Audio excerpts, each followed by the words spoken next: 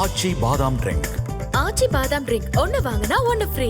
இது குறித்து பேசுவதற்காக காங்கிரஸ் கட்சியைச் சேர்ந்த எம்பி திரு மாணிக்கம் தாகூர் இணைப்பில் இருக்கிறார். சார் வணக்கம். டெல்லியில இருக்கக்கூடிய அந்த மதராசி குடியிருப்பு பகுதியை அகற்றணும் அப்படின்னு சொல்லிட்டு இருக்காங்க. அங்க இருக்கக்கூடிய மக்களை 40 கிலோமீட்டர் தொலைவில் வேறு இடம் கொடுத்திருக்கிறாங்க. ஆனா அந்த இடத்துல எந்தவித போதிய அடிப்படை வசதிகள் எதுவும் இல்லை, ரொம்ப தொலைவு பகுதியில இருக்கு அப்படின்னு கோரிக்கைகளை முன் வச்சு அவங்க போராட்டங்கள்ல ஈடுபட்டு இருக்காங்க. அதிகாரிகளை தொடர்பு கொள்ள முயன்றோம், ஆனா யாருமே எங்களுக்கு பதில் கொடுக்கல அப்படின்னு பேசி இருக்கிறாங்க. சார், நீங்க அவங்கள நேர்ல போய் பாத்தீங்களா? அவங்களுடைய பிரச்சனைகள் குறித்து பேசியிருக்கீங்களா?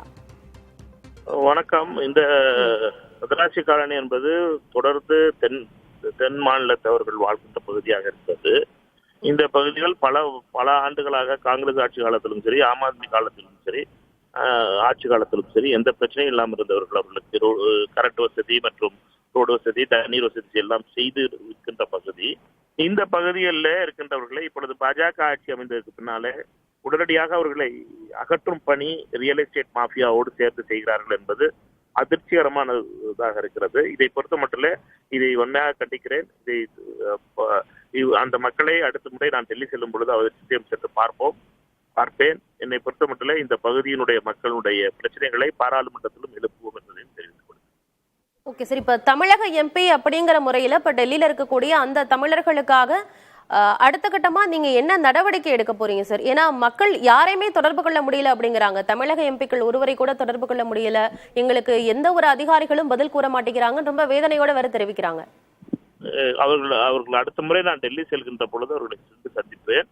எங்களை பொறுத்த மட்டும் அனைத்து நாடாளுமன்ற உறுப்பினர்களும், தமிழ்நாடு நாடாளுமன்ற உறுப்பினர்களும் எப்பொழுதெல்லாம் டெல்லி தமிழ் மக்களுக்கு எந்த பிரச்சனை இருக்கிறதோ அப்பொழுதெல்லாம் அவர்களோடு நின்றிருக்கிறோம், தொடர்ந்து நிற்போம். நம்மை பொறுத்த மட்டும் தமிழர்களுக்கு, அதுவும் குறிப்பாக டெல்லியிலே வாழ்கின்ற தமிழர்களுக்கு குரலாக இருக்கிறது எங்கள் அனைவருடைய கடமை. நாங்கள் அவருடைய குரலாக இருப்போம் என்பதை தெரிவித்துக் கொள்கிறேன். இந்த என்பது குறிப்பாக என்பதை எடுத்துச் சொல்வதும் அவர்களுடைய பிரச்சனைகளை புரிந்து கொண்டு அதற்காக அதிகாரிகளிடமும் சரி, ஆட்சியாளர்களும் இப்பொழுது 2 இடத்திலுமே பாஜகவினுடைய ஆட்சி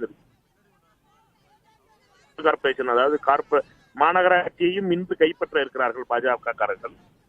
ஏனென்றால் இன்று தேர்தல் நடைபெறுகிறது, இன்றோ நாளையோ தேர்தல் நடைபெற போகிறது. அதற்கான ஆம் ஆத்மி கட்சி போட்டியிடவில்லை. அதற்காக பாஜகவுடைய கையிலே மீண்டும் அந்த மாநகராட்சி வரப்போகிறது. அதனால் 3 அடுக்கு அரசுமே பாஜகவுடைய கையில் இருக்கிறது.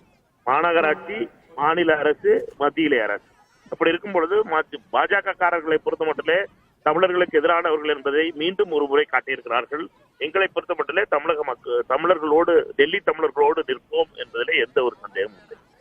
அடுத்த முறை நீங்க டெல்லிக்கு போகும்போது அந்த மக்களை சந்திக்கிறோம், அந்த மக்கள் சந்திக்கும் பிரச்சனைகள் குறித்து பேசுகிறோம் நாடாளுமன்றத்துல அப்படின்னு பேசியிருக்கீங்க. நன்றி திரு மாணிக்கம் தாகூர்.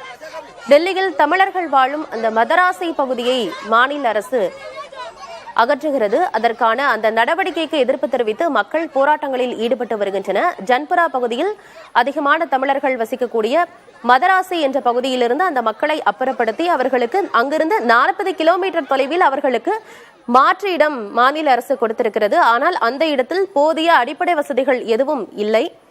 மேலும் ரொம்ப தொலைவில் இருக்கிறது. மாணவர்கள் தங்கள் பிள்ளைகளுடைய கல்வி பாதிக்கப்படும், எங்களுடைய அன்றாட வாழ்வாதாரமே பாதிக்கப்படும் என்று கூறி அவர்கள் போராட்டங்களில் ஈடுபட்டு வருகின்றனர். ஆச்சி பாதாம் ட்ரிங்க். ஆச்சி பாதாம் ட்ரிங்க் ஒன்னு வாங்கினா ஒன்னு ஃப்ரீ.